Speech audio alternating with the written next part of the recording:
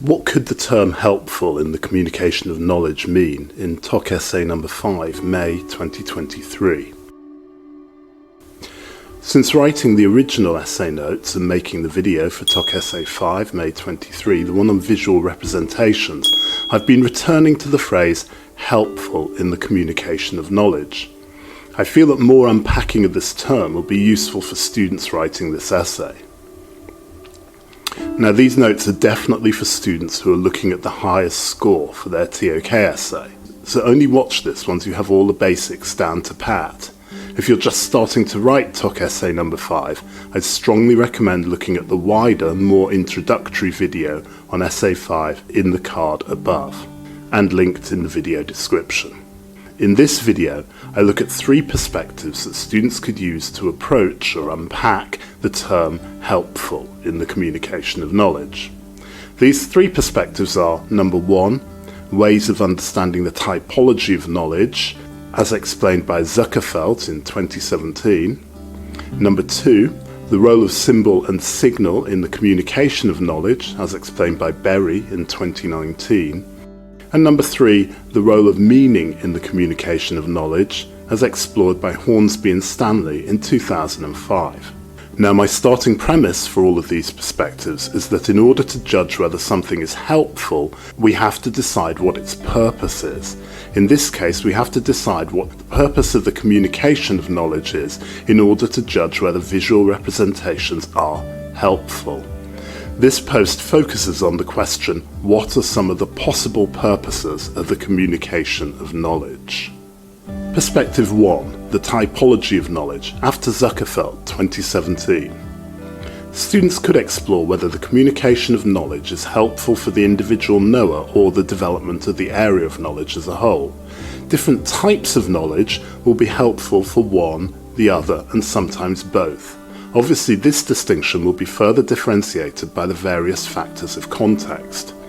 When looking at the individual knower in ToK, there is always the danger of falling into a relativist argument that fails to make any substantial statements. To help avoid this, I point students towards the idea of intersubjective realities, as explored by Zuckerfeld 2017, citation in the video description.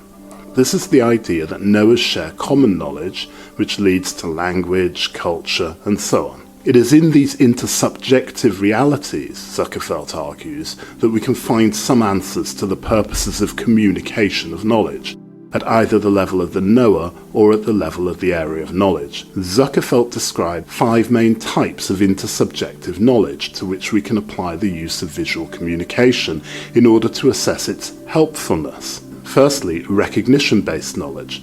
This is the institutional-based knowledge, both formal and informal, such as work and education, which enables location and hierarchy.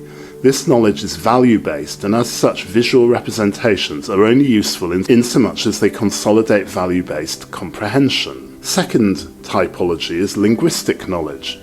This includes not only formal language, but also informal language, such as slang and dialect, and non-human language, such as computer coding. Students could argue that language itself is a form of visual representation. Emojis are an obvious example. The argument for helpfulness seems clear here. However, strong counterclaims could be developed around misinterpretation and the contextual nature of meaning. The strength of formalized semantic rather than visual-based language is standardized interpretation. As such, a strong argument could be developed for the unhelpfulness of visual representations. Typology 3 is organizational knowledge. This is knowledge which increases the specialization and precision of process and understanding. Such knowledge allows for high degrees of human expertise, which arguably increases the effectiveness of knowledge. Zuckerfeld includes the internet and social media such as Facebook and YouTube under this typology. Arguably, visual representation only adds value here, i.e. it is helpful when it can convey greater meaning than written or spoken words. Typology 4 is axiological knowledge. This is knowledge which defines the knower's identity. Zuckerfeld argues that this is experienced as individual, but it is increasingly consumption-based. Here we have the role of the knower at the fore and forefront of the argument. Strong arguments for the role of visual representations helping to quickly convey meaning could be developed for this type of knowledge. The final type of knowledge is normative knowledge. This is formalized, externalized, standardized knowledge, such as laws, academic content, or rights. This is highly networked, social and public knowledge. As such, a student could develop strong arguments that visual representations are helpful in the communication of aspects of this knowledge, if not so much in the production of this knowledge.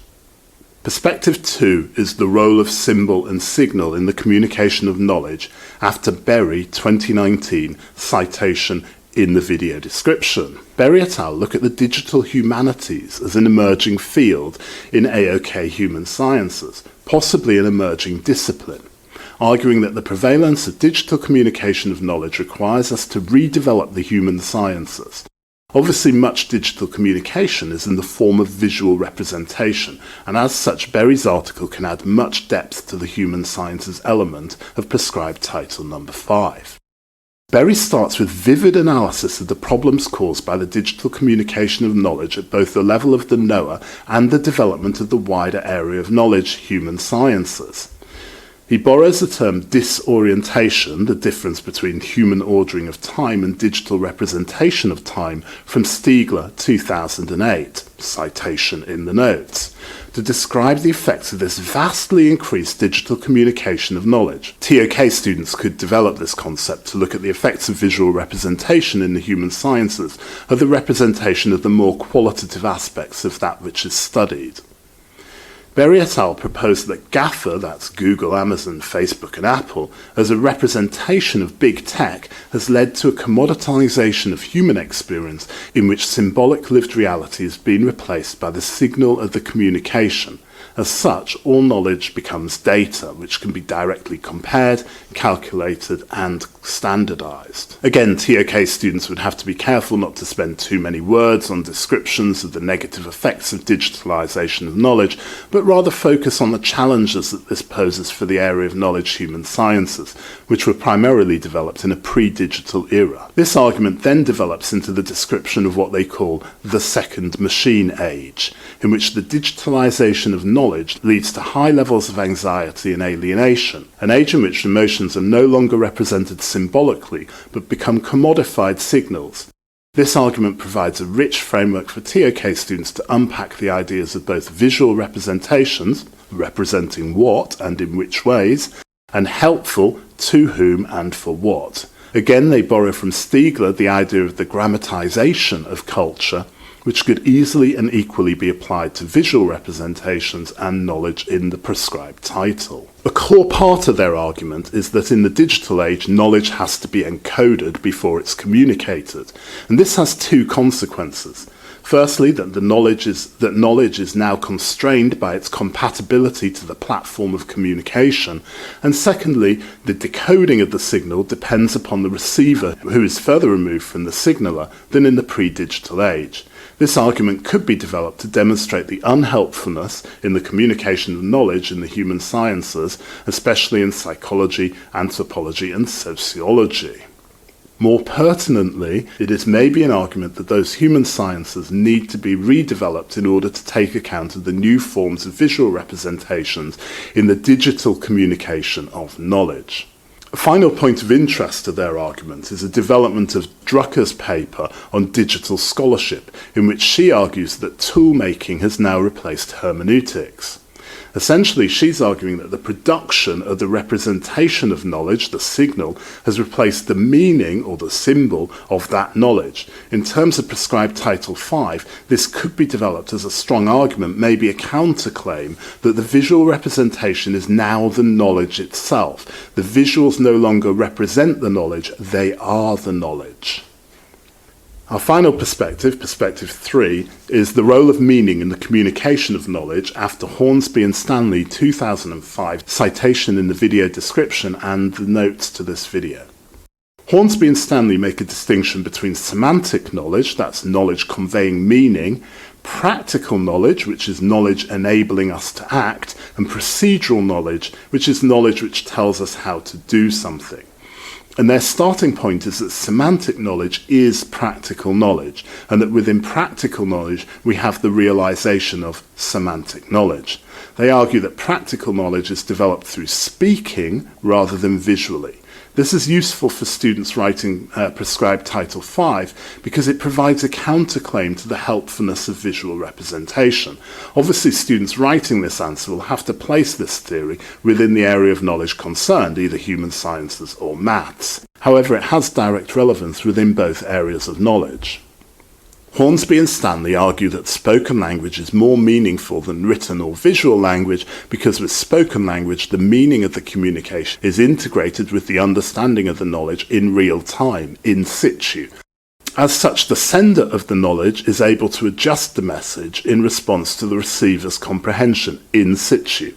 They develop this argument to show that the semantic structures associated with spoken language, knowledge, are different to the semantic structures associated with written or visually represented language or knowledge. Again, this can be used as a counter-argument against the helpfulness of visual representations, for example, in the communication of knowledge in the maths classroom. The third string of their argument is the emphasis they place on the communicator in the production and packaging of the knowledge. The communicator shapes the semantic meaning of the knowledge in the production of the message. With visual representation of the knowledge, that shaping must be done hypothetically. However, with spoken communication of knowledge, it can be done organically in response to the receiver, in situ.